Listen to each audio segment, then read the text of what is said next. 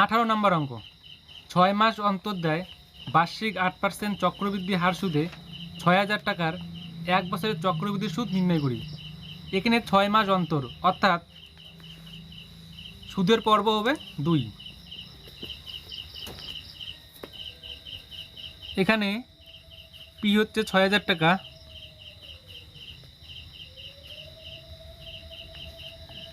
আর হচ্ছে 8%, এন হচ্ছে 1 বছর। সুদের পর্ব কত? এখানে বলছে 6 মাস অন্তর অর্থাৎ বছরে 2 বার দিবে, 6 দুগুণ 12, তাহলে সুদের পর্ব হচ্ছে 2। অতএব সুমূল চক্রবৃদ্ধি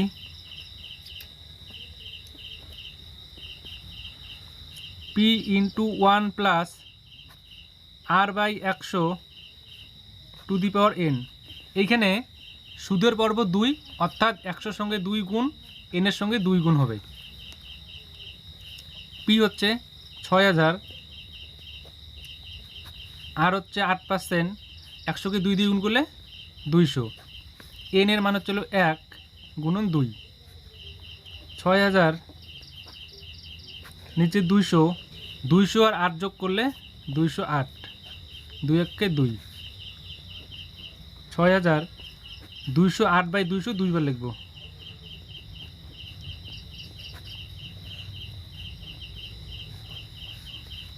এই দুটো শূন্য, এই দুটো শূন্য, এই একটা শূন্য, এই একটা শূন্য, 3 দুগুণ 6, নিচে থাকছে 20, 208 আর 3 গুণ করলে হবে 1,29,792।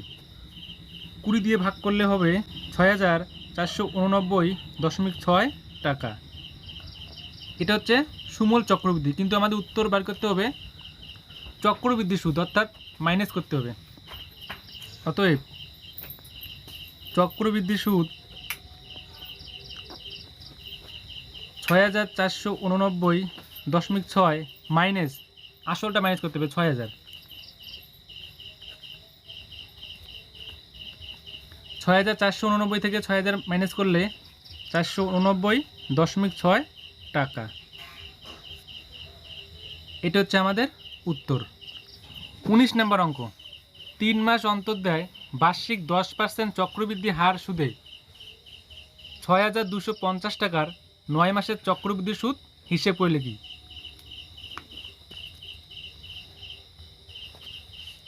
এখানে পি সমান সমান 6250 টাকা, আর সমান সমান 10%, এন সমান সমান 9 মাস, কিন্তু মাসকে আমার বছরে নিয়ে যেতে হবে, 12 দিয়ে ভাগ করতে হবে, 9 বাই 12 বছর। সুদের পর্ব এখানে বলছে 3 মাস অন্তর অর্থাৎ বছরে 4 বার দেবে, 3 4 12, 4 সুদের পর্ব। অতএব সুমূল চক্রবৃদ্ধি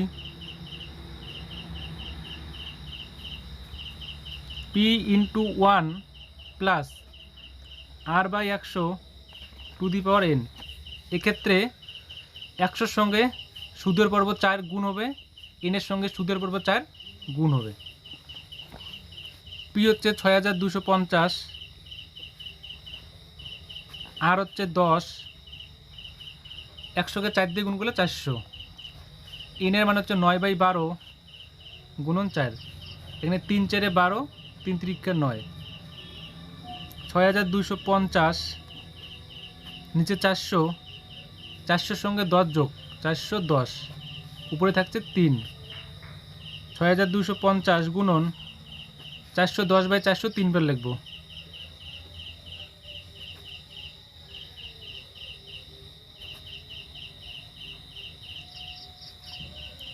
এই একটা শূন্য, একটা শূন্য, এই একটা শূন্য, এই একটা শূন্য, এই একটা শূন্য, একটা শূন্য, তাহলে নিচে থাকবে 4 4 16, 4 16 64, এখানে একটা শূন্য বাকি, এখানে একটা শূন্য বাকি, 6400, উপরে 41 41 41, 625 গুণ করলে হবে 43075,625, 6400 দিয়ে ভাগ করলে হবে 6 7 30.57 এত টাকা প্রায়। এটা পেলাম সুমূল চক্রবৃদ্ধি, কিন্তু আমাদের উত্তর বের করতে হবে চক্রবৃদ্ধি সুদ, অর্থাৎ মাইনাস করতে হবে। অতএব চক্রবৃদ্ধি সুদ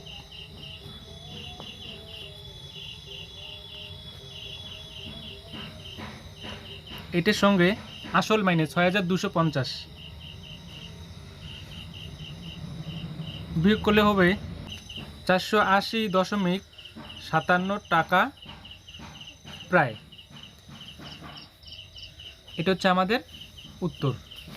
২২ নম্বর অঙ্ক, শতকরা বার্ষিক কত চক্রবৃদ্ধি হার সুদে ১০,০০০ টাকার ২ বছরের সুমূল চক্রবৃদ্ধি ১২,১০০ টাকা হবে হিসেব করে লিখি। এখানে আমাদের শতকরা বার্ষিক কত চক্রবৃদ্ধি, অর্থাৎ আর এর মান বের করতে হবে, সুদের হার কত, চক্রবৃদ্ধি সুদের হার কত সেটা বের করতে হবে।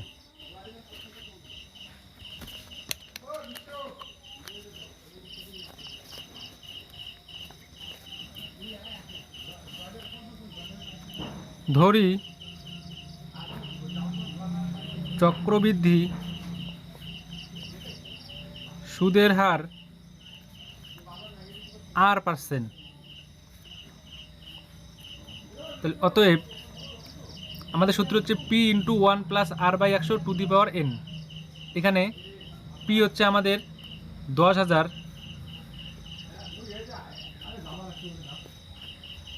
R হচ্ছে R থাকবে নিচে 100, n হচ্ছে 2, এইটা সমান সমান 12,100, বা 1 + R/100² 12,100, এখানে 10,000টা গুণ এদিকে গেলে ভাগ, এই দুটো শূন্য এই দুটো শূন্য,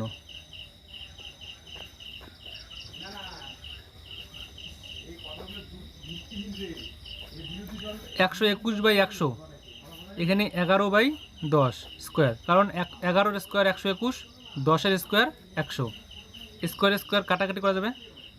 1 + R/100 = 11/10, বা R/100 = 11/10 প্লাস 1টা দিয়ে গেলে -1, বা R/100 = 10, 11 থেকে 10 মাইনাস করলে 1, 10 10-এ 100, বা R = 10%।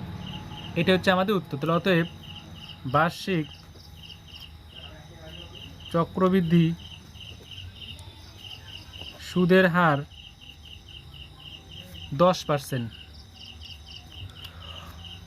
25 নম্বর অঙ্ক, সুদের পর্ব 6 মাস হলে বার্ষিক 10% চক্রবৃদ্ধি হার সুদে 1,600 টাকার এক সমস্ত 1/2 বছরের চক্রবৃদ্ধি সুদ ও সুদ আসল নির্ণয় করে। এখানে দুটো উত্তর বের করতে হবে, একটা চক্রবৃদ্ধি সুদ, সুদ আসল অর্থাৎ সুমূল চক্রবৃদ্ধি।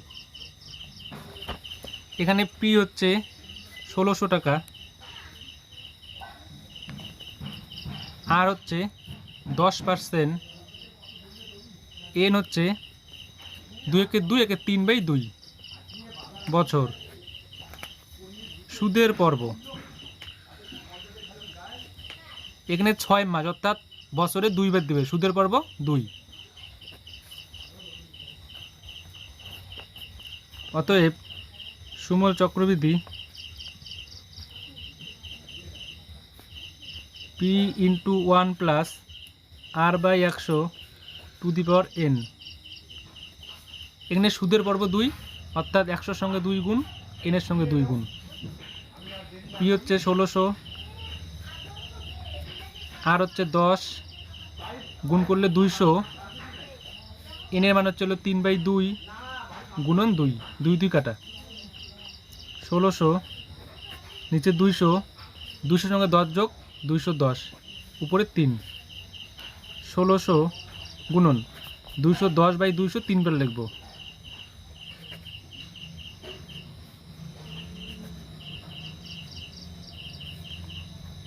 এই দুটো শূন্য, এই দুটো শূন্য, এই একটা শূন্য, এই একটা শূন্য, এই একটা শূন্য, এই একটা শূন্য, এই একটা শূন্য, এই একটা শূন্য। 2 দিয়ে কাটলে 8 দুগুণে 16, 2 দিয়ে কাটলে 4 দুগুণে 8, 4 পেছে 20। নিচে থাকবে 5, উপরে 21, 21, 21 গুণ করলে 9261। 5 দিয়ে ভাগ করলে হবে 1852.2 টাকা। এটা পেলাম আমরা সুমূল চক্রবৃদ্ধি, অর্থাৎ সুদ আসল আমরা উত্তর পেয়ে গেলাম। এখন আমাদের বের করতে হবে চক্রবৃদ্ধির সুদ, কিন্তু মাইনাস করতে হবে। অতএব